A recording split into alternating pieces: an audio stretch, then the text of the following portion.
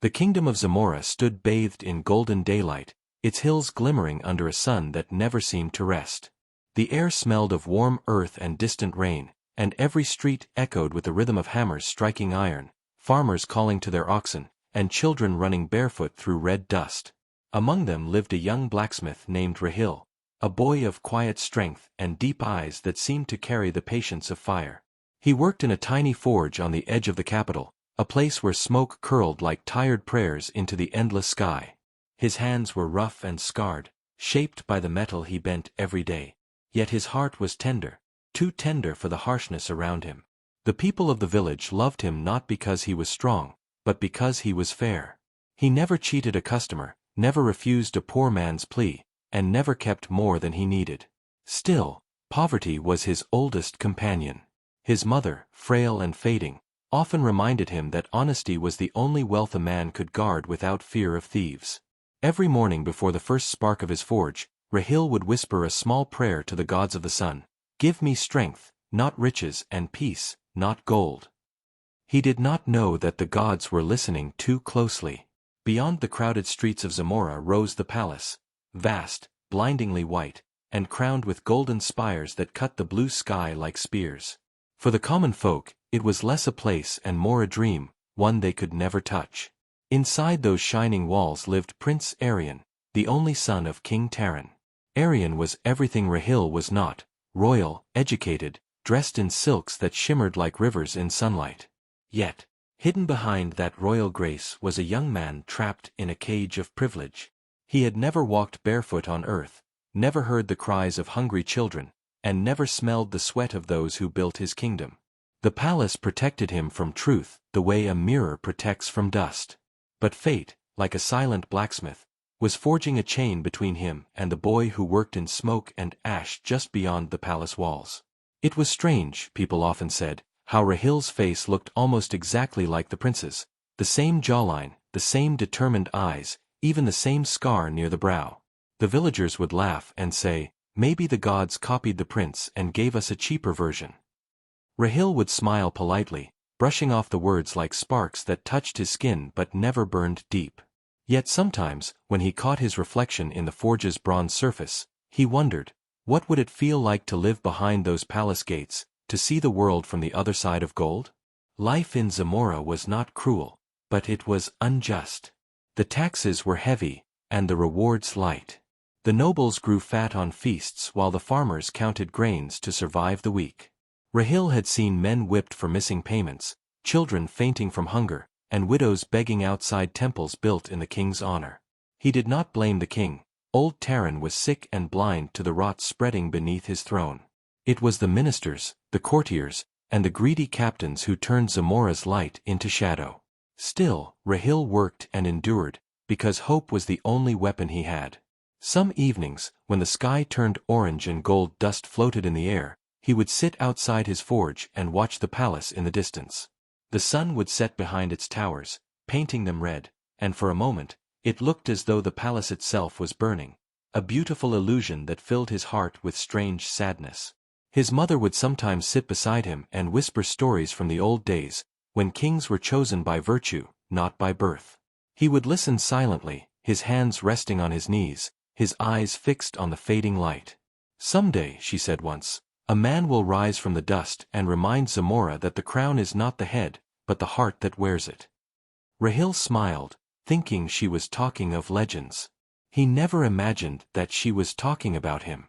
The days passed in their usual rhythm, filled with work, laughter, and the ordinary weight of living. But the wind of change had already started to stir, carrying whispers of discontent from faraway villages.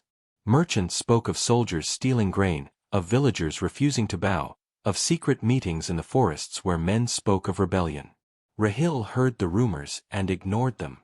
Politics was not his world, his battle was with metal, not men. Yet, sometimes when he struck the hammer against iron, he felt an uneasiness in his chest, as though his heart was keeping count of something he did not understand. In those moments, his mother's words echoed faintly in his mind, and he would look again toward the palace shimmering under the daylight, a place that held answers to questions he hadn't yet asked. He didn't know that destiny was walking toward him, silent but sure, wearing his own face. And in a few short days, the hammer that shaped iron would shape fate itself, melting the line between a prince and a blacksmith forever.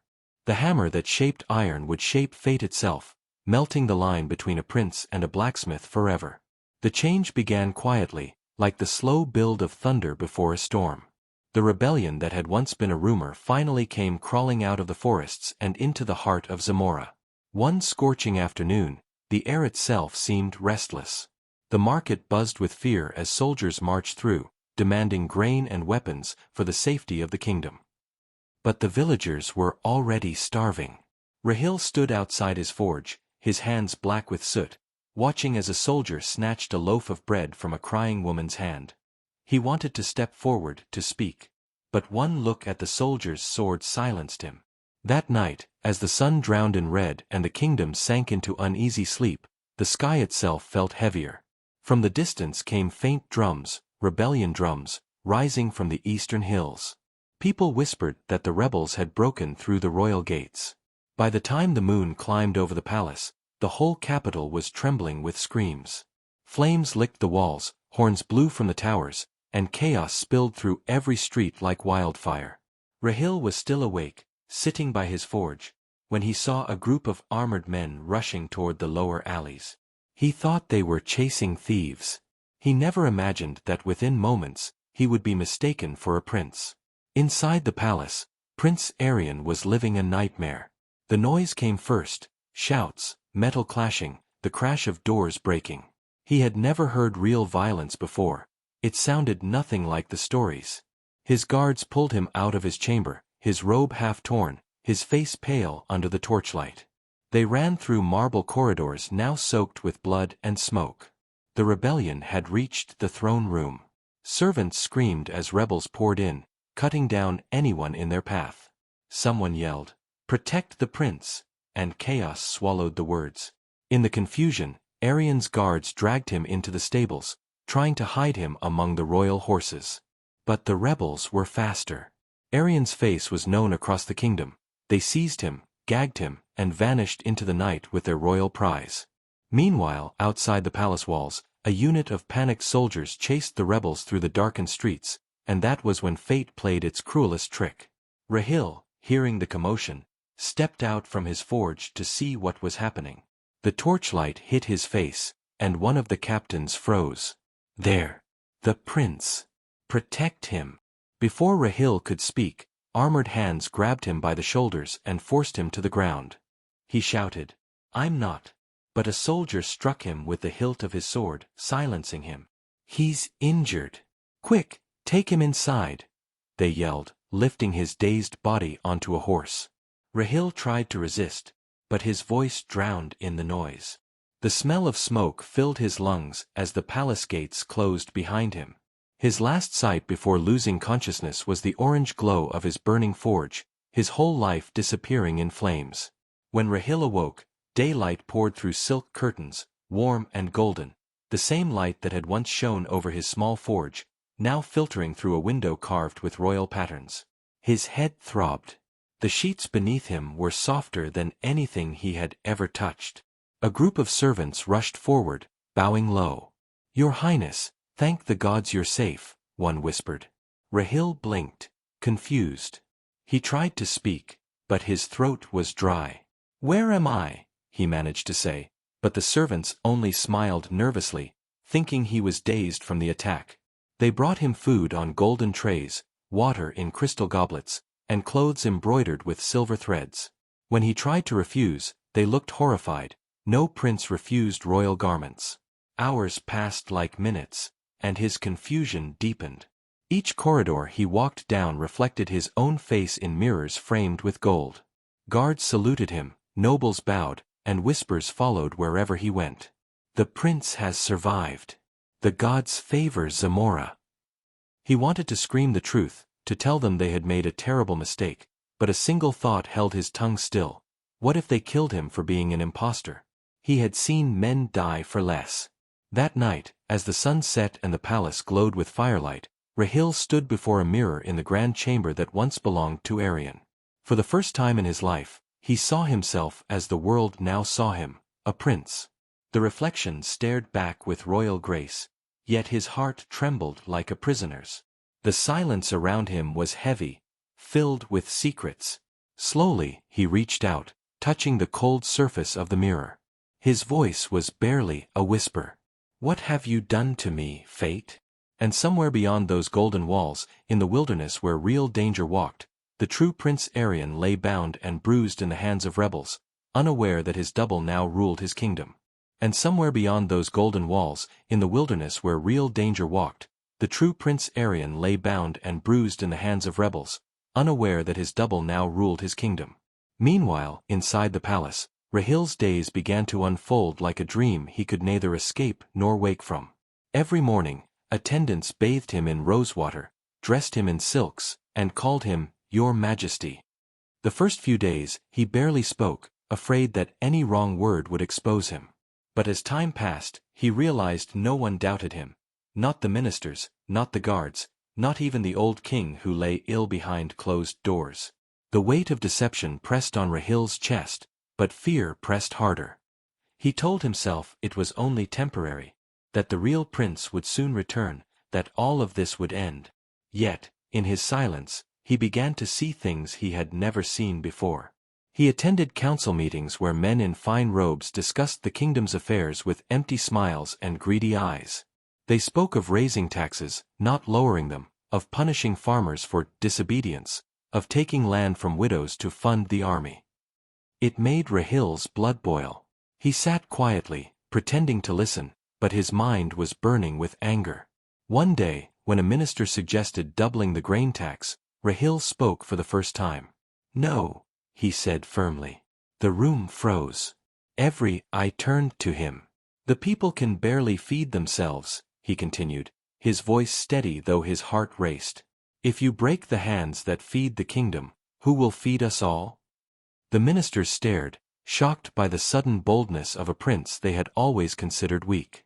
They murmured excuses, bowed their heads, and left. That night, word spread through the palace that the prince had changed, that something in him had awakened. Rahil started walking through the palace gardens in daylight, watching the city from the high terraces. He saw what privilege had hidden from the real prince, the slums behind the markets, the beggars waiting by the gates, the mothers selling their last pieces of jewelry to buy food. The guilt inside him grew unbearable. He was living as a prince while the people who once shared his life suffered outside. One afternoon, he removed his crown, wrapped himself in a simple cloak, and sneaked out of the palace with a trusted guard. No one recognized him as he walked through the narrow streets. He saw children with empty bowls, old men coughing in the dust, and soldiers demanding coins from merchants. A woman selling fruits looked up at him, her face lined with exhaustion. "You look like our prince," she said, half smiling. "If he truly cared, we would not be dying like this." The words pierced him like a blade. That night, back in the palace, Rahil made his first real decision as Zamora's ruler. He ordered the reduction of all grain taxes by half and personally sent food supplies to the poorest villages. When his ministers objected, he silenced them with a calm authority they had never seen before. "A hungry kingdom cannot stand," he said. "Feed them, and they will stand with us." His actions stunned everyone. Within weeks, the cries of hunger began to fade, and whispers of hope replaced the sound of rebellion. People spoke with tears in their eyes. "The prince has changed. He has become one of us." Even the soldiers noticed the difference, their pride returning as they guarded a ruler who finally seemed worthy of loyalty. And though Rahil still feared discovery every time he looked into the mirror, the reflection no longer frightened him. Somewhere deep inside, he began to believe that maybe fate had chosen him for a reason, not by birth, but by heart.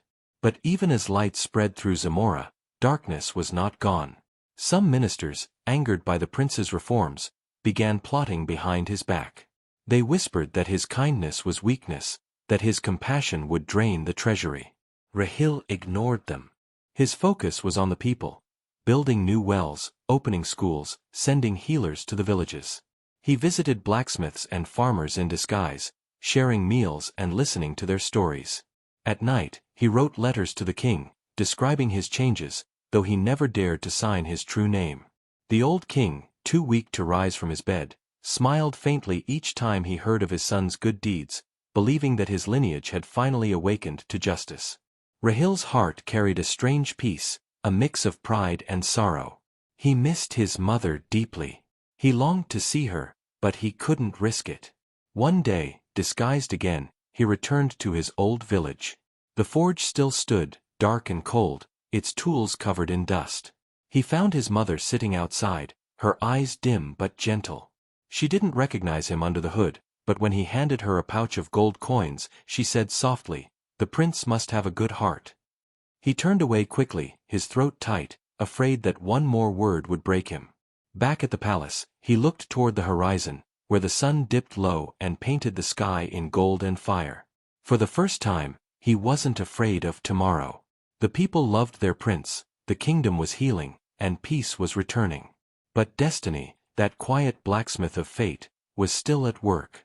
Far away, through forests thick with mist, the real Prince Arion had escaped captivity and was marching home. And soon, two faces of the same man would stand before the same throne, and the kingdom would have to decide which one of them truly deserved the crown. Far away, through forests thick with mist, the real Prince Arion had escaped captivity and was marching home. His body was bruised, his robe torn, but his spirit, sharpened by suffering, burned brighter than ever. The rebels had underestimated him. They thought a royal could not survive without silk and servants. But in those weeks of darkness, Arion had learned hunger, fear, and the raw taste of human struggle.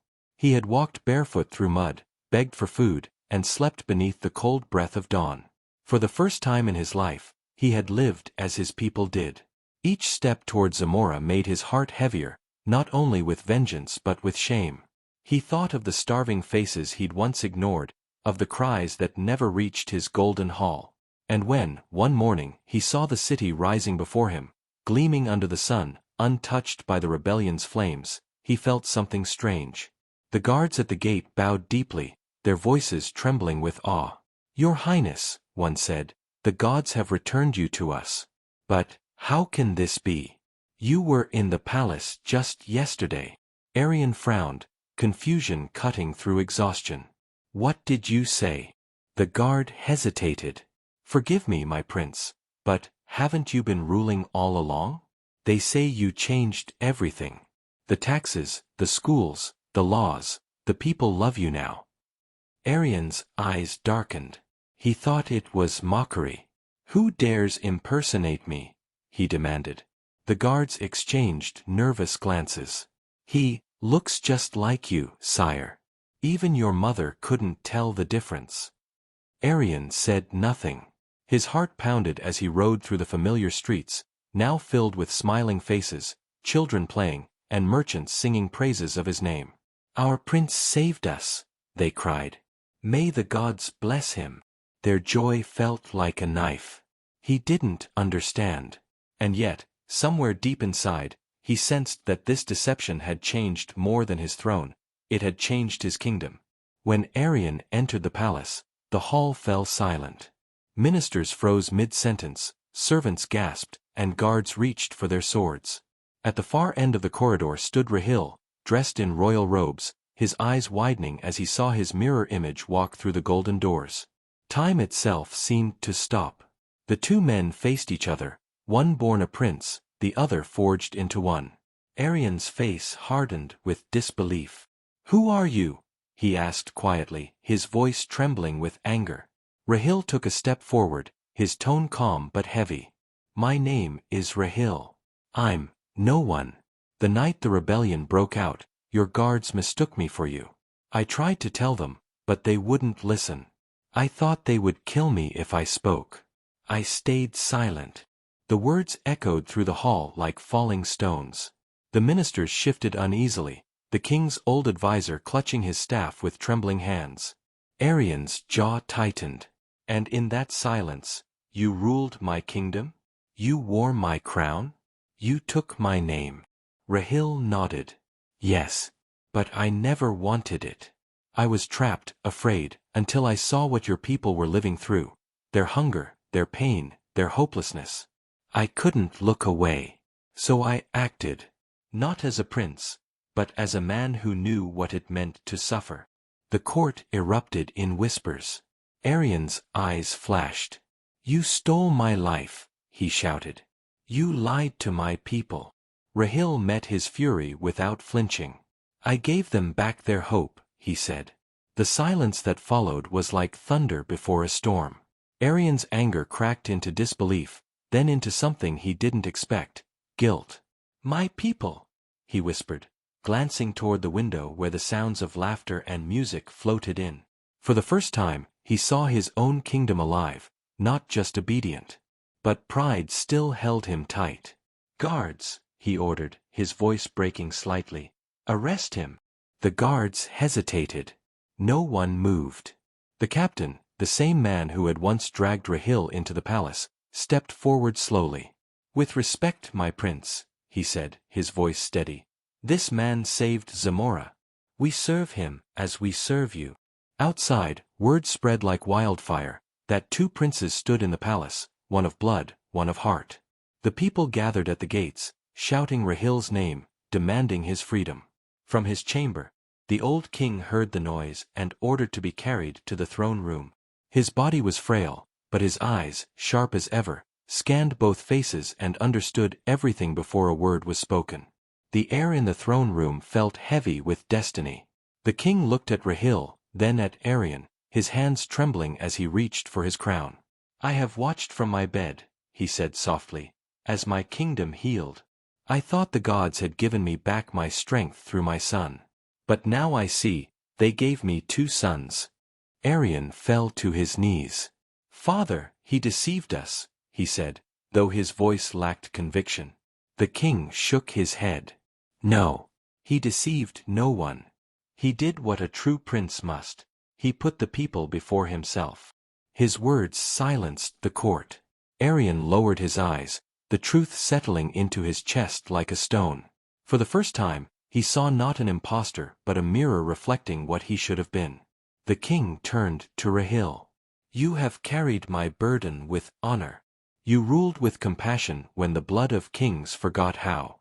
But tell me, what do you seek now?" Rahil's voice trembled. "Nothing, my lord. I never wanted power. I only wanted peace for Zamora." The king smiled faintly. "Then peace you shall have. But not as a stranger. From this day forth, you will serve as the royal advisor to the throne, not beneath it, but beside it. The kingdom will know that greatness can be born of both gold and dust." The hall erupted in applause, and even Arian, after a long pause, stood and bowed his head. "Forgive me," he said quietly. "You have done what I could not. You made them believe in me, in us." Rahil placed a hand over his heart. "We both served the same crown, my prince. Only our paths were different." The old king, tears glistening in his weary eyes, lifted his hands toward the sunlight spilling through the tall windows. "Let the kingdom of Zamora remember this day," he declared, "for today we are reborn, not by blood, but by choice." Outside, the people cheered as two figures stood side by side beneath the golden light, the prince and the blacksmith, no longer divided by fate but united by faith. And for the first time in generations, the sunlight over Zamora felt pure again, as though the gods themselves had forgiven the kingdom. As the celebrations faded into twilight, Rahil stood on the palace balcony, overlooking the kingdom he had once served as a ghost, a servant of another man's shadow. The city of Zamora glowed under lanterns that shimmered like stars fallen from heaven, and for the first time in centuries, laughter echoed through its streets without fear. The scent of roasted bread and blooming jasmine filled the night, the soft rhythm of drums drifting from the courtyards below. Behind him, the sound of footsteps broke the silence. Prince Arian. He approached quietly, his royal cloak swaying in the cool wind. "You should be down there," Arian said gently. "They're singing your name." Rahil smiled faintly, still gazing into the distance. "They're singing yours too, my prince. Maybe, for once, we share the same song." Arian moved beside him, resting his hands on the stone railing. For a moment, neither spoke. The silence between them was not awkward. It was heavy, but peaceful, built from all the unspoken truths they had come to understand. Finally, Arian exhaled. I spent my whole life believing the crown was a gift from the gods. But now I see, it's a debt. One I never paid. Rahil turned, his eyes soft. You've paid it now. The moment you chose your people over your pride, you became the king they were waiting for. Arian gave a small, broken laugh. You sound like my father. Rahil's smile deepened. No. I sound like a man who finally believes in his king. They stood together, watching the moonlight touch the palace walls, turning marble into silver. The kingdom was alive, and for the first time, so were they. But deep within Rahil's heart, a quiet unease stirred, a whisper reminding him that peace was never eternal, and fate had a habit of returning to test the brave. Weeks passed, and Rahil's life took on a rhythm he had never known before.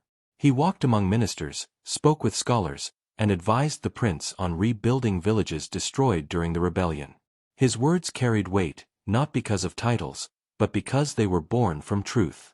Farmers came to thank him with baskets of fruit. Mothers brought him garlands woven with their children's laughter. But not everyone in the palace celebrated his rise. Some nobles whispered in shadowed corners, their pride wounded by the thought of a blacksmith sharing the throne's counsel. A man of the forge cannot rule beside kings, one said bitterly during a feast. Today he advises. Tomorrow he commands. Arian heard those words, and though he silenced them with a glare, the seeds of suspicion quietly took root. Doubt is a slow poison, it does not strike suddenly, but drips softly into the heart until it corrodes trust. One night, as Arian sat alone in the council chamber, the old memories returned, the humiliation of being mistaken for a commoner, the fear of losing his crown. And in that lonely silence, pride whispered once more, "You are the true heir. The people cheer for him, not you." When Rahil entered moments later, carrying scrolls and plans for new wells in the southern villages, he noticed the prince's distant eyes. "You seem troubled," Rahil said softly. Arian forced a smile. "Just tired." But behind that smile, a storm was brewing, not out of hatred, but fear. The kind of fear that turns even love into suspicion. Days later, a messenger arrived at dawn with grim news. Border tribes had begun raiding the outer farms.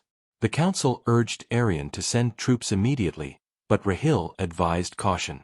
"We must talk before we fight," he said. "The people are weary of blood." Arian's jaw tightened. "And if your peace talks fail? Do we wait until they burn our villages?" Rahil stepped closer. "If we strike first, we'll lose what we just built. You said yourself, the crown is a debt. Don't pay it in blood again."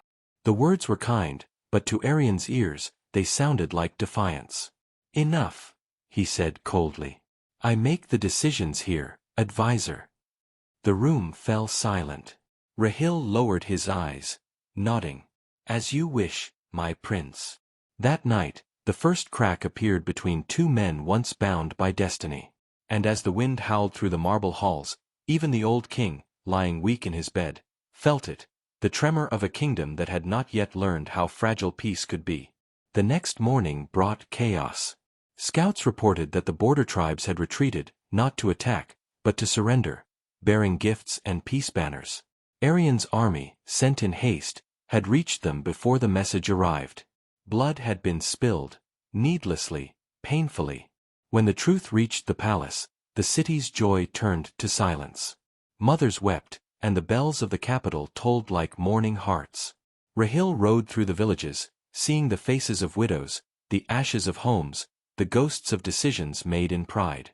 When he returned, his hands were stained with the soot of burnt fields. "We could have stopped this," he said quietly as he stood before Arian. The prince looked away. "I did what I thought was right." Rahil's voice trembled, not with anger, but heartbreak. "You did what you feared was wrong." The air between them grew heavy. Arian turned sharply. "Enough, Rahil. You think because you once wore my face, you can judge my choices." Rahil stepped back, the hurt plain in his eyes. "No, my prince. I judge myself, because I taught you to listen to your heart, and I should have reminded you that even hearts can lie. For a moment, it seemed Arion might strike him, but instead, he collapsed into the throne, his face buried in his hands. I didn't want this, he whispered. None of it. Rahil approached and placed a hand on his shoulder. Then make it right. That night, under the moonlight, Arion stood before his people. No crown, no guards, just a man with tears in his eyes. I failed you, he said to the crowd gathered in the square. I let pride guide my sword and fear cloud my mind. But I swear upon the gods, I will never rule in blindness again. The crowd was silent, then slowly, one by one, they bowed. Rahil, standing at the edge of the square, smiled faintly. The kingdom was healing again. When dawn broke, the first light touched the city's towers like fire reborn from ash. And though Rahil knew his place was no longer beside the throne, he felt peace at last. Weeks later, he left the palace quietly, returning to his village, to the forge where it all began. Children watched him hammer steel as the sun rose behind him, a simple man, shaping iron with the same strength he once shaped a kingdom. And somewhere in the golden halls of Zamora, the prince often looked east, toward that small forge, knowing that his crown, his kingdom, and even his heart, were forever indebted to the blacksmith who once became a king.